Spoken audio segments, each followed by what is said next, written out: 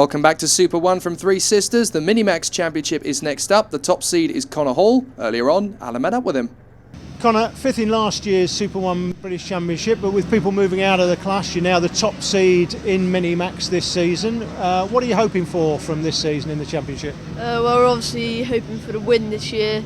Last time came fifth, but now everyone's obviously moved up, so higher seeded drivers, so we've got a lot of expectations for this year for the Super 1 Championship. And you must have a lot of expectation, because I know in Europe during the winter you have had a fantastic winter, haven't you? Just tell us about some of the results you've had there. Yeah, in Campillos in Spain for the Euromax Winter Cup, I won that, and my teammate Joe came second, so it was a really good race for all of the Strawberry. And then in the first round of Euromax as well, we came second, which we were the quickest all weekend, but had a bit of unluck at the start, went down a bit, but managed to got through to second. So yeah, really good winter, really good.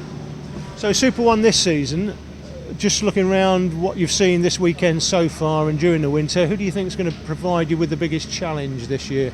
Well, there's obviously lots of quick drivers here. You've got Dan Zelos, he's another seeded driver, and Jack McCarthy. They're like the two next top seeded drivers, so they're obviously going to be hard to beat, but we have been quicker than them this weekend. So, and then in Euromax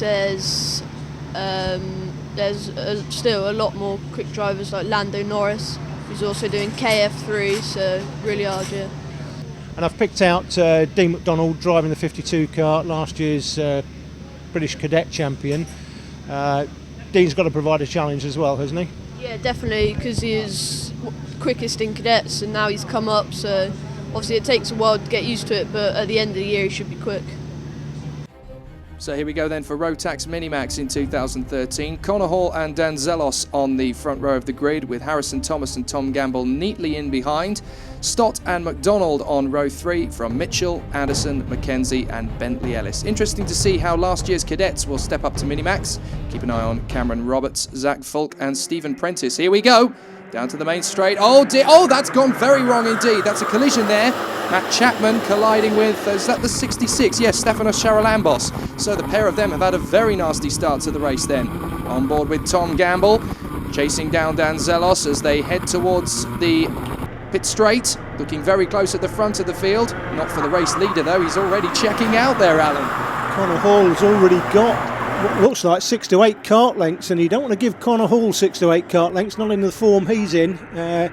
In Europe so far this season he's been in sparkling form, and he leads this one through Luna for the first time, from Dan Zelos there in second and Tom Gamble in third. Rest of the karts follow them through Luna Bend out onto the Conrod straight up to turn 1. So the racing really starting to get a bit hectic even on the first lap. Nobody's settling into a rhythm. So everybody trying to get a decent position. Tom Gamble there, his camera position's moved, so something's happened there. Maybe he's clipped a curb too hard and that's jogged the camera.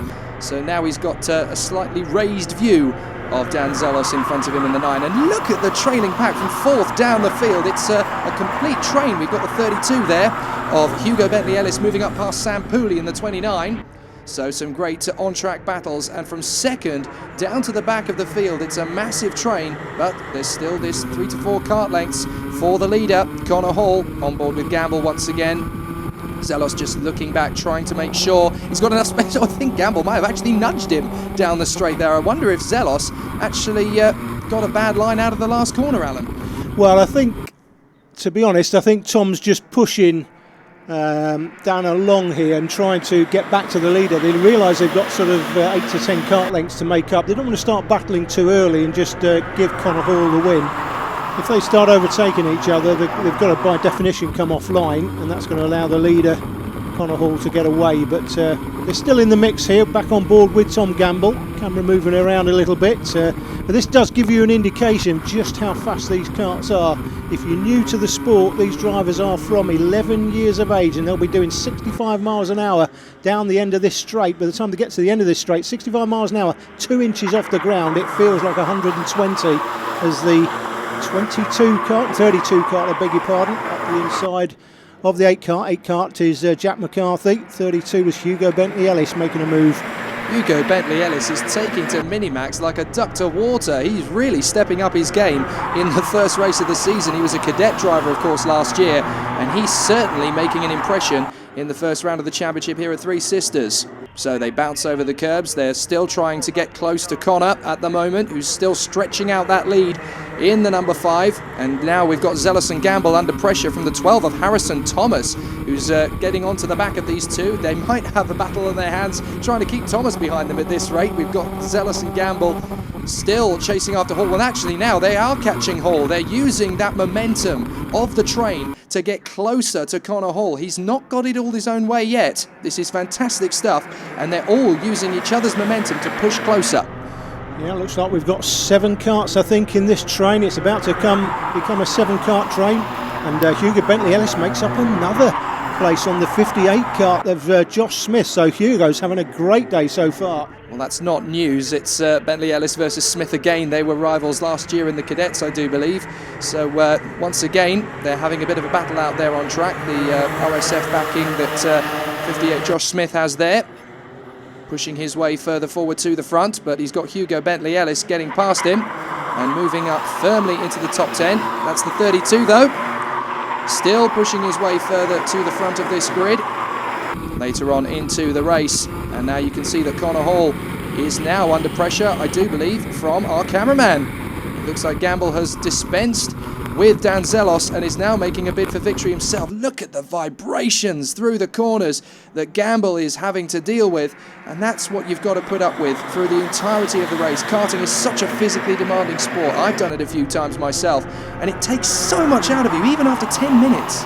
Yeah, 10 minutes, it's easy to, if you're not fit, it's easy just with the G-forces to break a rib. I did that, I know, and it's very, very painful. We've got Hugo Bentley-Ellis now up to what looks like 7th place, and it looks like being very quickly a 6-kart train here for the lead, but it's still Connor Hall out front as they come out onto Conroe Straight one more time.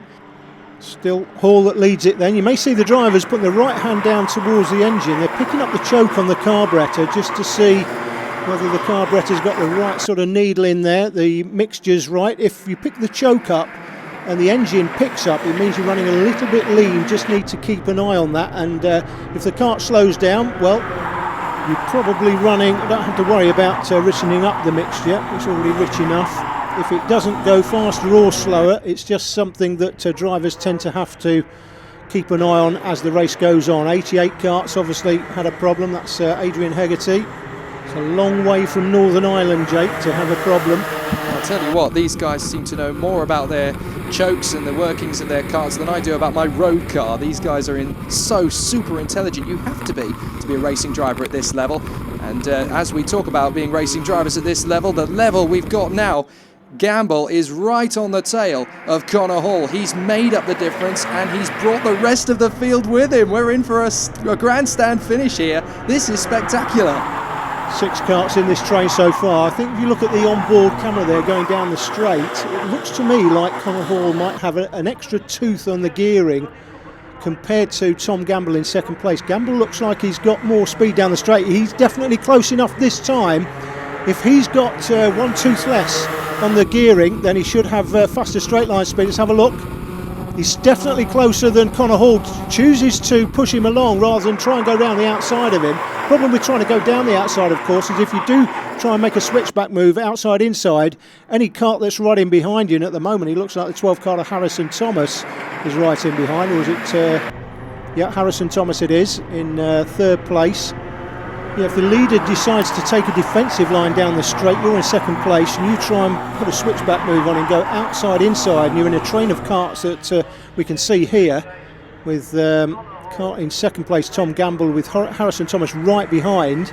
It means that if the 23 kart takes a wide line, Thomas just fills his spot down the inside and just shoves him wide, and he ends up losing a place as a consequence. Later in the race, down Conroe Straight one more time. This is into the last lap now. You can clearly see that Gamble's got the faster kart in the straight line, but not round the corners. So is he going to be able to make the move this time? On pure speed, yes, but Connor Hall is going to be the man with the tactics. And look at how fast Hugo Bentley-Ellis has been today. 45.09, the fastest lap of the race. And now Gamble's under pressure himself from Harrison Thomas in the 12. And now he's under pressure himself there as Alex Stott in the 13 comes in. There's a little bit of nudging there, and they're going to let Connor Hall get away with this one. So as they fly through to the final few corners into Luna for the last time, it's Gamble under pressure from Thomas, Thomas under pressure from Stott. They fly through the long sweeping right-hander, and Connor Hall has been handed it on a plate. He is happy with it, and right across the line, together they go, almost absolutely identical on the line. Very close indeed between Gamble and between Harrison Thomas, with Gamble just pipping Thomas to second place. Harrison, third place. Explain your race to us. I went off the start, I started third. I went up the inside of Tom and Dan in the first corner, and I was left on the outside for the left, and I got knocked wide, so that dropped me about 2 places behind. I managed to fight my way back up to third, and then Connor had a gap on us, me and Tom, so I pushed Tom and we managed to catch him in the last few laps, and then Connor defended very well and there was just no way of getting past. And I'd just like to thank Mick Barrett Racing, all my sponsors, Ogden Race Engines, and my mum and dad, because without them people I wouldn't be here today. Thank you. Tom, P2 from starting on the second row of the grid. How did you race? Yeah, it was really good. I started fourth. I managed to get a good start. I was behind Dan in third. I managed to get past Dan. Harrison followed me past. We pushed all the way. Got behind Connor. Connor started defending. It was a really close race all the way through. And I just managed to get second, and I'm really happy. I'd just like to thank everyone at Mick Barrett Racing, my brother George, who's my mechanic, and my dad.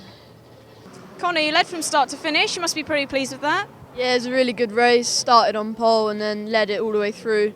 At the end, did come under some pressure, but it was all good. Managed to control it very well. No championship points available at the moment, but the man on top is the winner of the second final, Connor Hall. More racing after the break.